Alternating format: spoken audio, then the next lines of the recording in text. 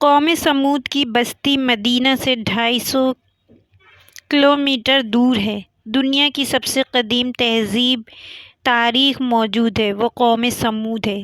کم از کم ان پر 6000 سال گزر گئے،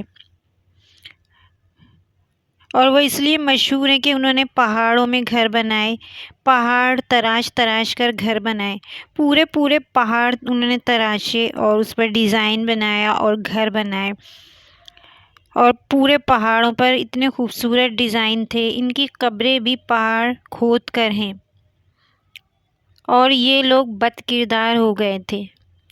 نکاح اور زنا کا فرق مٹا دیا تھا، علم اور عدل کا فرق مٹا دیا تھا،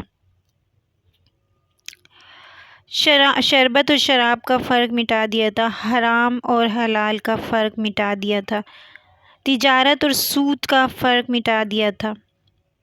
پھر ہم نے کیا کیا کہ ہم نے انہیں مہلت دی۔ انہوں نے کیا کیا کہ میری مہلت کو انہوں نے اپنی طاقت سمجھی اور آگے بڑھ گئے۔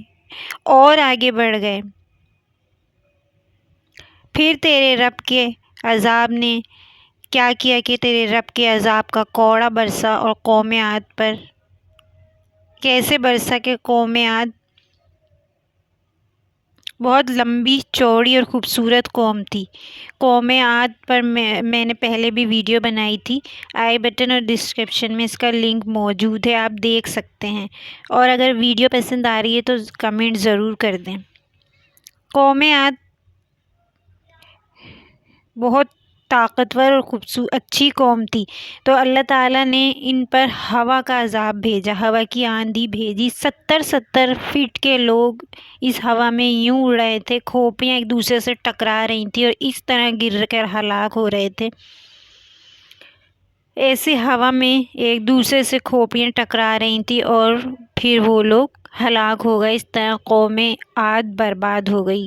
قوم سمود جب وہ نافرمان ہوئے اور ایک فرشتہ آیا اور ایسی چیخ ماری کہ ان کے کلیجے پھاڑ دیے، اور مقامی لوگ بتاتے ہیں کہ فرشتے کی چیخ سے پہاڑوں میں دراڑیں پڑ گئیں۔ مٹے نامیوں کے نشاں کیسے کیسے ملے خاک میں، اہل شاں کیسے کیسے زمیں کھا گئی آسماں کیسے کیسے، ہوئے نامور بے نشاں کیسے کیسے۔ تو انسان جو بنتا ہے وہ قرآن سے بنتا ہے، قرآن کو پڑھ کر سیکھ کر اس سے انسان بنتا ہے۔ حضرت صالح علیہ السلام کی قوم سمود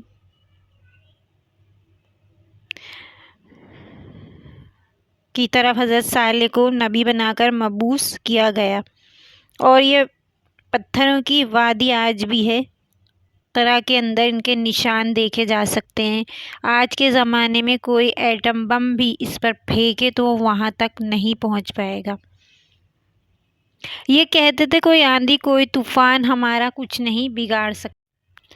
پھر یوں ہوا کہ حضرت صالح علیہ السلام نے پتھر سے ایک اونٹنی نکال کر دکھا دی اللہ کے اذن سے، اور کہا کہ اللہ کی اونٹنی ہے، اور ان سے کہا کہ جب اس کی باری ہوگی تو تم لوگ پانی اس دن نہیں پیو گے، اور جب تم لوگوں کی باری ہوگی تو یہ پانی نہیں پیے گی۔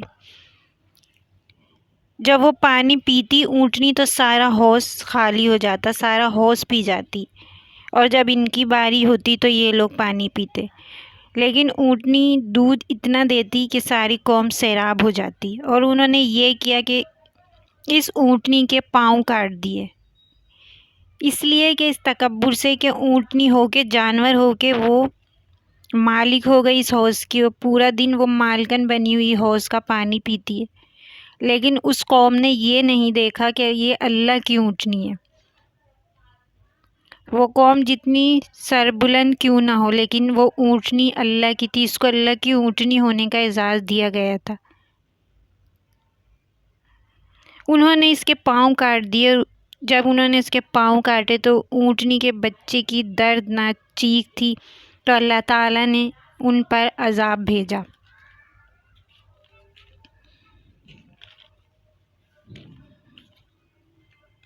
پھر انہوں نے حضرت صالح علیہ السلام کو قتل کرنے کا پروگرام بنایا، منصوبہ بنایا، اور 9 افراد پہاڑوں کی گھاٹی میں چھپ گئے تو اللہ کا عذاب ان پر آیا۔ اور عذاب کیا آیا کہ پہاڑ ان پر پتھر بن کر برسائے گئے اور یہ لوگ ہلاک ہو گئے۔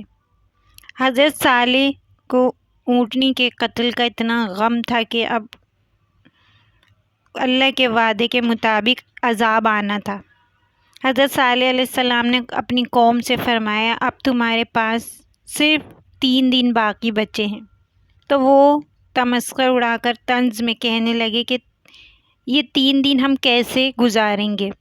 حضرت صالح علیہ السلام نے کہا، پہلے دن تمہارے چہرے زرد ہو جائیں گے، دوسرے دن تمہارے چہرے سرخ ہو جائیں گے، اور تیسرے دن تمہارے چہرے پر نحوست ظاہر ہو جائے گی، یعنی سیاہ پڑ جائیں گے، اور چوتھے دن تم پر قہر الہی نازل ہوگا۔ پھر جب تینوں دن ایسا ہی ہوا تو وہ لوگ خوف زدہ ہو گئے اور انتظار کرنے لگے کہ اب کس قسم کا عذاب چوتھے دن ہم پر نازل ہونے والا ہے۔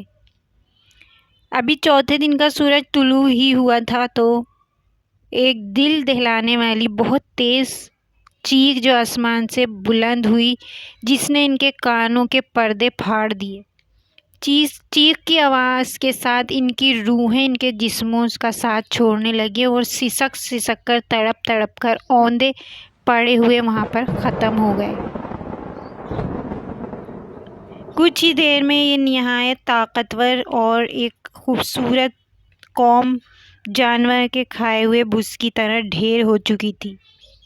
غرور اور تکبر میں ڈوبے ہوئے لوگوں کا شاندار اور بارونق شہر عبرت کا نشان بن گیا تھا۔ قرآن پاک میں اللہ باری تعالیٰ نے ارشاد فرمایا، جن لوگوں نے ظلم کیا ان کو خوفناک آواز نے آ پکڑا اور وہ اپنے گھروں میں اوندے پڑے رہ گئے۔ تو یہ قوم سمود پر جو عذاب اللہ کی طرف سے نازل ہوا تھا ان کی گھمنڈ اور تکبر کی وجہ سے، تو وہ یہ تھا کہ ایک خوفناک اور بہت ہی بھیانک چیخ تھی جس سے ان پر عذاب نازل ہوا۔ اور اب یہ علاقہ مدائن صالح کہلاتا ہے، اور مدینے سے تبوک جاتے ہوئے بڑی شاہراہ پر تقریباً 450 کلومیٹر کی مسافت پر یہ شہر آج بھی واقع ہے۔